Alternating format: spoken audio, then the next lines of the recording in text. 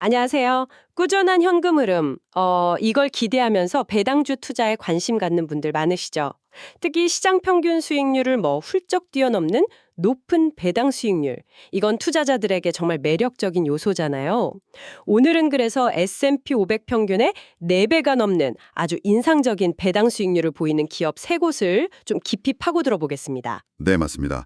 배당주 투자는 사실 오랫동안 검증된 성공적인 투자 전략 중 하나로 꼽히죠. 그렇죠. 실제로 그 하트퍼드 펀드랑 네드 데이비스 리서치가 같이 연구한 걸 보면요. 1973년부터 2024년까지 그러니까 거의 반세기 동안인데 배당을 준 기업들은 연평균 수익률이 9.2%였어요. 9.2%요? 와. 네. 근데 배당 안 준 기업들은 4.31%에 그쳤거든요. 이 차이가 꽤 크죠. 엄청난 차이네요. 거의 2배 이상인데요? 그렇죠.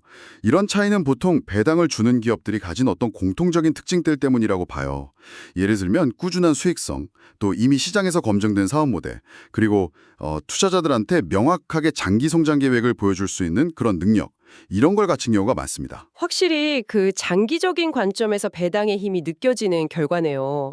그럼 오늘 저희가 주목할 기업들, 바로 시리우스 XM 홀딩스, 그리고 화이자, 마지막으로 페넌트퍼크 플로팅 레이트 캐피털 이 3곳인데요. 네. 각 기업이 지금 어떤 잠재력이 있는지, 또 분석가들은 어떤 점을 좋게 보는지, 투자 관점에선 또 뭐가 흥미로운지 하나씩 좀 자세히 살펴보겠습니다. 자, 그럼 첫 번째 기업부터 시작해 볼까요? 위성 라디오 분야의 강자 시리우스 XM 홀딩스입니다. 시리우스 XM. 위성 라디오 회사고 현재 연간 한 5% 정도 배당 수익률을 준다고 하죠. 근데 이 위성 라디오라는 사업 모델 자체가 좀 독특해요. 여기서 제일 주목할 점은요. 시리우스 XM이 미국 내에서는 유일한 위성 라디오 사업자라는 거예요. 유일하다고요? 네, 이게 사실상 합법적인 독점 지위를 누리고 있다는 의미거든요. 물론 지상파 라디오나 스포티파이 같은 온라인 스트리밍 서비스하고 경쟁은 하죠. 네, 경쟁은 있겠죠. 하지만 위성을 통해서 전국적으로 서비스를 제공하는 사업자는 시리우스 XM밖에 없습니다. 이런 독점적인 지위는 다른 경쟁자들이 따라오기 힘든 아주 강력한 가격 결정력을 갖게 하죠. 아, 유일한 사업자라는 게 정말 큰 무기겠군요. 그럼 이런 독점적 지위가 실제 수익 구조에는 어떻게 나타나나요? 보통 라디오 방송사들은 광고에 많이 의존하잖아요. 좀 다를 것 같은데요. 네, 정확히 보셨어요. 2025년 첫 9개월 실적을 보면 시리우스 XM 전체 매출의 한 76% 정도가 구독료에서 나왔어요. 76%나요? 네, 광고 수익 비중은 한 20% 정도밖에 안 됩니다. 이게 다른 미디어 기업들하고는 확연히 다른 모습이죠. 광고 수익은 경기에 민감하잖아요. 그렇죠. 경기가 안 좋으면 광고 예산부터 줄이니까요. 맞습니다. 근데 시리우스 XM은 안정적인 구독자 기반 덕분에 경기 변동에 상대적으로 덜 민감해요. 그래서 현금 흐름을 예측하기가 훨씬 쉽다는 장점이 있습니다. 아, 그 안정적인 구독 기반이 핵심이군요.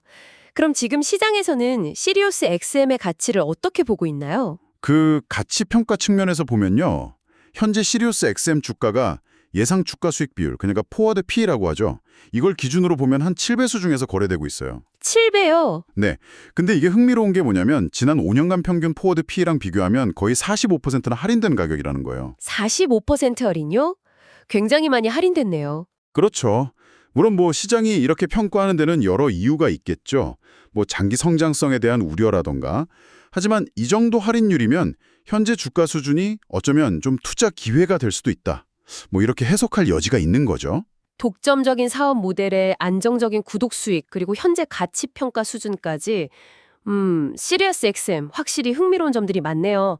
자, 그럼 다음으로 살펴볼 기업은 우리한테도 아주 익숙한 회사죠. 제약 대기업 화이자입니다. 현재 연 7%라는 이것도 상당히 높은 배당 수익률을 기록하고 있는데요. 네, 7%면 정말 높죠. 몇 년 전 팬데믹 때는 코로나19 관련 제품으로 전 세계적인 주목을 받았었잖아요. 근데 이제 이 부분이 특히 현재 화이자를 이해하는 데 좀 중요한 지점 같은데 팬데믹 이후의 상황이 많이 달라졌다고요? 맞습니다. 화이자는 어떻게 보면 좀 성공의 역설을 겪고 있다고 할 수 있어요. 그 코로나19 백신 코미나티하고 치료제 팍스로비드 이 두 제품 매출이 정점을 찍었을 때가 2022년인데 그때는 무려 560억 달러가 넘었거든요. 560억 달러요? 와. 네. 근데 2024년 예상 매출은 이게 110억 달러 수준까지 뚝 떨어질 걸로 보고 있어요. 팬데믹이 이제 엔데믹으로 바뀌면서 관련 제품 수요가 자연스럽게 줄어들고 있으니까요. 560억에서 110억 달러라니 정말 어마어마한 변화네요. 이런 급격한 매출 감소 때문에 시장에서는 좀 걱정도 많겠어요. 물론이죠. 단기적인 우려가 있는 건 사실이에요. 하지만 여기서 중요한 건 이 단기적인 매출 감소 너머를 봐야 한다는 거죠. 너머를 본다. 네. 그러니까 2020년부터 2024년까지 보면요. 코로나19 관련 제품을 빼고 보더라도 화이자의 전체 매출은 사실 50% 이상 성장했어요. 기존 의약품들이 꾸준히 성장했고 또 성공적인 신약들도 나왔고요. 코로나 제외에도 성장세가 있었다는 거군요. 그렇죠. 시장이 어쩌면 그 코로나 관련 매출 감소라는 그 헤드라인에만 너무 집중해서 이런 어떤 기본적인 체력이나 장기 성장 잠재력을 좀 놓치고 있을 수도 있다는 거죠. 월스트리트가 만약 이 부분을 다시 평가하기 시작한다면 주가에도 좀 긍정적일 수 있겠죠. 단순히 코로나 매출 감소만 볼 게 아니라 그 이면에 있는 성장 동력을 봐야 한다. 이런 말씀이시군요. 특히 작년 말에 했던 그 대규모 인수, 그게 앞으로 좀 중요할 거라는 분석도 많던데요. 네, 맞아요. 2023년 12월이었죠. 약 430억 달러라는 정말 막대한 돈을 들여서 항암제 전문 바이오 기업인 시젠을 인수했잖아요. 이게 화이자의 미래에 아주 중요한 결정이었습니다. 430억 달러, 규모가 엄청나네요. 그렇죠. 이 인수로 화이자는 단숨에 항암제 분야 파이프라인에 확 늘렸고요. 또 시젠이 원래 팔고 있던 항암제 매출이 바로 더해지는 효과도 얻었죠. 그리고 이게 단순히 파이프라인이 확장만이 아니라 장기적으로 보면 연구개발이나 운영 효율화 이런 걸 통해서 수십억 달러 규모의 비용 절감 효과까지 기대하고 있어요. 그만큼 화이자가 미래 성장 동력으로 항암제에 집중하고 있다는 걸 보여주는 명확한 신호죠. 시전 인수가 그냥 덩치 키우기를 넘어서 체질 개선이랑 미래 성장 동력 확보라는 전략적인 의미가 크군요. 그럼 현재 가치 평가는 어떤 수준인가요? 시리우스 XM처럼 할인된 상태인가요? 네, 비슷합니다. 화이자의 현재 포워드 P는 약 7.8배 수준이에요. 이것도 지만 5년 평균 P랑 비교하면 한 22% 정도 할인된 가격입니다.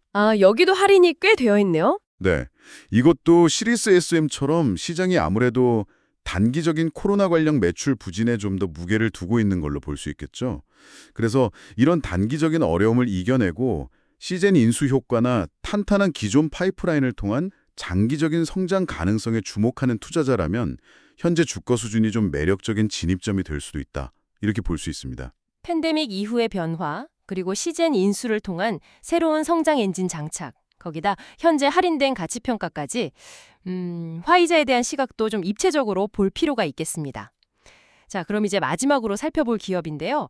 페넌트파크 플로팅 레이트 캐피털. 이름이 좀 기네요.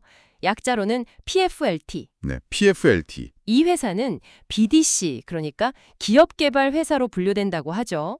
매월 배당을 주고요. 현재 연 13.5%라는 정말 눈에 띄는 배당 수익률을 자랑합니다. 근데 BDC라는 개념이 좀 생소하게 들릴 수도 있을 것 같아요. 네, BDC, 즉 비즈니스 디벨롭먼트 컴퍼니는요. 주로 성장 잠재력이 있는 중견 기업들, 소위 미들 마켓 비즈니스제에 투자하는 금융회사를 말해요. 미들 마켓 비즈니스요? 네, 이게 뭐냐면 대기업보다는 작지만 우리가 흔히 아는 중소기업보다는 좀 큰 규모의 기업들을 말하는데요. 이런 회사들은 종종 전통적인 은행 대출이나 자본시장에서 자금 도달하기가 좀 어려울 때가 있거든요. 아하. 그래서 페넌트파크 같은 BDC를 통해서 필요한 자금을 얻곤 하죠. 그러니까 은행과 자본시장의 그 틈새에 있는 중견 기업들한테 자금을 공급해주는 역할이군요. 그럼 페넌트파크의 투자 방식은 어떤 특징이 있나요? 페넌트파크의 투자 포트폴리오를 보면 그 성격이 아주 명확하게 드러나요. 총 투자 자산이 한 24억 달러 정도 되는데 이 중에서 우선주나 보통주 같은 지분 투자는 약 2억 4천만 달러, 얼마 안 되죠? 네, 10% 정도네요. 그렇죠. 나머지 압도적인 부분, 그러니까 21억 6천만 달러가 부채증권, 다시 말해서 기업에 대한 대출로 이루어져 있어요. 한마디로 페넌트파크는 지분 투자보다는 안정적인 이자 수익을 추구하는 그런 부채 중심의 BDC라고 할 수 있습니다. 부채, 즉 대출에 집중한다. 그게 그 높은 배당 수익률하고 어떤 관련이 있는 거죠? 13.5%면 정말 높은 건데요. 직접적인 관련이 있죠. 아까 말씀드렸듯이 중견 기업들은 자금 조달 창구가 좀 제한적인 경우가 많다고 했잖아요. 네네. 그러니까 페넌트파크 같은 BDC는 이들한테 돈을 빌려주면서 상대적으로 높은 금리를 요구할 수 있는 그런 협상력을 갖게 돼요. 실제로 지난 6월 말 기준으로 보면 페넌트파크의 전체 부채 투자 포트폴리오의 가중평균 수익률이 10.4%에 달했어요. 10.4%요? 네. 이게 당시 장기 미국 국채 수익률의 거의 2배가 넘는 아주 높은 수준이거든요. 이런 높은 대출 이자 수익이 바로 그 높은 배당의 원천이 되는 겁니다. 아, 중견기업 대출 시장의 특성을 이용해서 높은 수익을 내는 거군요. 근데 이렇게 높은 수익률 뒤에는 뭔가 좀 특별한 전략이 숨어 있다고 하던데요. 여기서 이 회사의 핵심 운용 전략이 드러나는 것 같은데. 네, 맞습니다. 그 핵심 전략은 사실 회사 이름 플로팅 레이트 캐피털에서 힌트를 얻을 수 있어요. 바로 변동금리입니다. 변동금리요? 네. 페넌트파크의 대출 포트폴리오 중에 무려 99%가 고정금리가 아니라 변동금리 대출 상품이에요. 99%나요. 거의 전부네요? 그렇죠.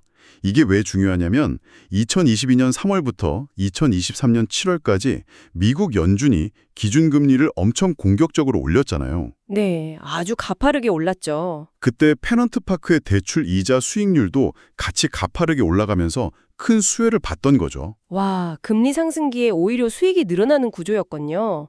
근데 지금은 반대로 금리 인하 가능성이 얘기되는 시기잖아요. 그럼 금리가 내려갈 때는 불리하지 않을까요? 아주 중요한 지적이세요. 이론적으로는 그렇죠. 금리가 하락하면 변동금리 대출 수익률도 낮아지는 게 맞아요. 하지만 두 가지 점을 좀 고려해야 합니다. 어떤 점들이죠? 첫째는 지금 예상되는 금리 인하가 과거 인상기처럼 막 급격하게보다는 좀 점진적으로 이루어질 가능성이 높다는 점이에요. 그러면 페넌트파크가 포트폴리오를 조정하고 대응할 시간을 벌 수 있겠죠. 둘째는 페넌트파크가 단순히 금리 변동에만 의존하는 게 아니라 신규 대출을 할 때 기업 신용도나 성장성을 아주 꼼꼼하게 평가해서 원금 손실 위험을 관리하고요. 또 필요하면 금리 해지 전략 같은 것도 쓸 수 있거든요. 물론 금리 하락이 도전 과제인 건 맞지만 관리 가능한 범위 안에 있다고 보는 시각이 좀 더 우세합니다. 변동금리라는 특징과 함께 위험관리 전략도 중요하다. 그렇군요. 그럼 가치평가 측면에서는 어떤가요? 여기도 할인이 있나요? 네, 가치 평가 면에서도 흥미로운 부분이 있어요. 보통 상장된 BDC 주식은 그 회사의 순자산 가치, 그러니까 총자산에서 총부채를 뺀 장부가치, 북밸류 근처에서 거래되는 경향이 있거든요. 네, 장부가치 근처요? 근데 페넌트파크의 현재 주가는 지난 6월 말 분기 기준으로 보고된 주당 장부가치보다 약 17% 정도 할인된 수준에서 거래되고 있어요. 17% 할인. 여기도 상당하네요. 그렇죠. 이 부분은 투자자들에게 좀 중요한 질문을 던지게 하는데요. 보통 BDC 주가 수준을 생각하면 이 정도 할인은 현재 주가가 상대적으로 좀 저평가되어 있을 수 있다. 그리고 어쩌면 잠재적인 투자 적기일 수 있다는 신호로 해석될 여지가 있는 거죠. 와, 13.5%라는 그 인상적인 배당 수익률 배경에는 변동금리 중심의 대출 포트폴리오, 그리고 현재 할인된 주가 수준, 이런 것들이 복합적으로 작용하고 있었군요. 자, 오늘 이렇게 세 가지 초고수익 배당주에 대해 좀 깊이 있게 알아봤습니다. 시리우스 XM, 화이자, 그리고 페넌트파크 플로팅 레이트 캐피털. 정말 각기 다른 사업 모델과 매력을 가진 기업들이었네요. 그럼 이 모든 분석을 종합해보면 어떤 그림이 그려질까요? 오늘 살펴본 세 기업은 공통점이 있어요.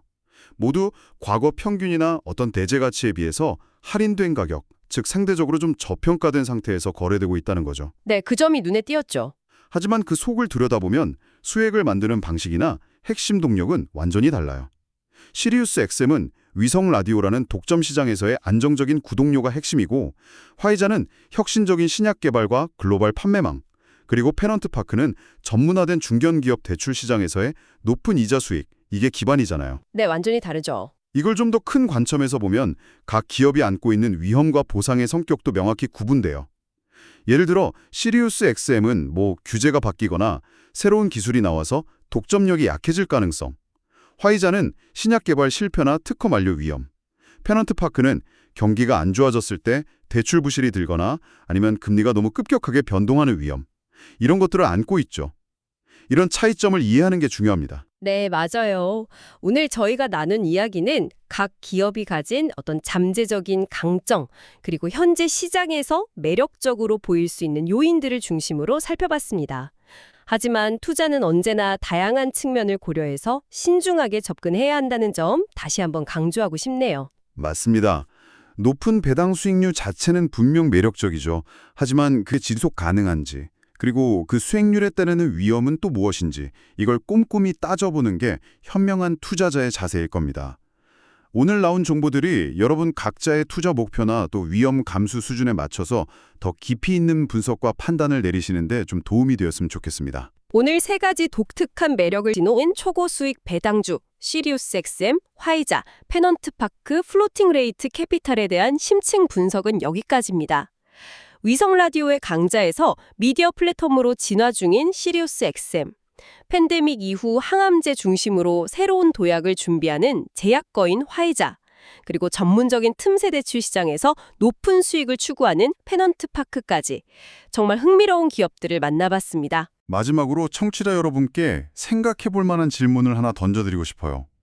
높은 배당률은 분명 눈길을 끌죠. 근데 이렇게 각기 다른 사업 모델과 위험 요인을 가진 기업들을 볼 때 여러분이라면 장기적인 배당 지급 능력이나 성장 지속 가능성을 평가하기 위해서 어떤 재무지표나 사업적 요소를 더 깊이 파고들어야 할까요? 혹은 현재의 가치 평가는 매력적으로 보일 수 있지만 우리가 오늘 다룬 내용 외에 혹시 금리 변동성이 더 심해진다거나 예상치 못한 규제 환경의 변화가 생긴다거나 아니면 기술 발전에 따라서 경쟁 환경이 확 바뀐다거나 하는 이런 외부 변수들이 앞으로 이 기업들의 실제 가치에 어떤 중대한 영향을 미칠 수 있을지 이런 부분도 함께 고민해 보시면 의미 있는 탐구가 될 것 같습니다. 오늘 나눈 이야기들이 여러분의 투자 여정에 작은 영감이 될 수 있기를 바랍니다.